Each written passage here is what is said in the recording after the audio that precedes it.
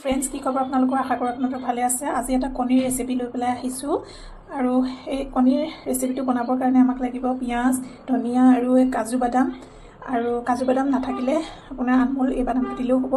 তাৰপিছত কিচমিচ কিচমিচকেইটা অপশ্যনেল হয় আৰু নাথাকিলে নিদিলেও হ'ব।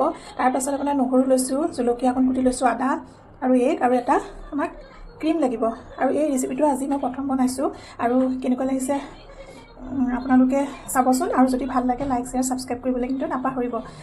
এয়া প্ৰথমতে পিঁয়াজখিনি মই সিজাই ল'ম পাত্ৰ এটাত, পিঁয়াজ আৰু আমুল বাদামকেইটা। এয়া কণীকেইটা ভাজি লৈছোঁ। এতিয়া কণী ভজা হৈ গ'ল। তাৰপাছতে মই তেলতে আকৌ জিৰা দিছোঁ। মই কিন্তু ৰিফাইনহে ব্যৱহাৰ কৰিছোঁ আৰু জিৰাকেইটাৰ লগতে মই ইয়াত নহৰু আৰু জলকীয়া অকণ দি দিছোঁ।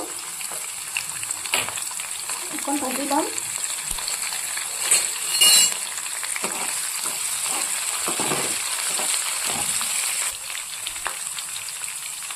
তাৰ লগতে ইয়াত কিচমিচকেইটাও দি দিছোঁ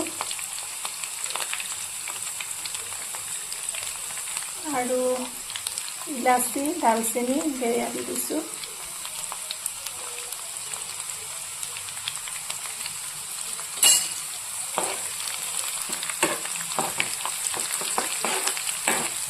আৰু লগে লগে এতিয়া এই পিঁয়াজ আৰু বাদামখিনি মই পেষ্ট কৰি লৈছিলোঁ আৰু ইয়াতে এতিয়া মই দি দিম।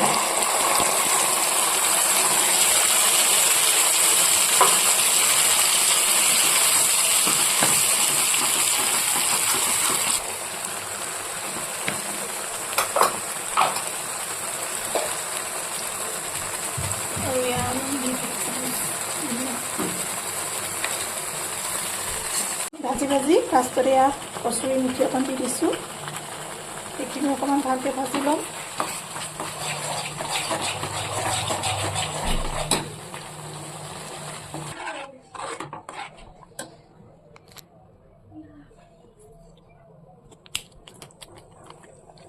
আৰু এই ৰেচিপিটো যেতিয়া মালাই একতাৰি হয়, গতিকে ইয়াত ক্ৰীমটো লাগিবই। ইয়াত অলপ ক্ৰীম দি দিম, ক্ৰীমটো নহ'লে ভাল নহ'ব।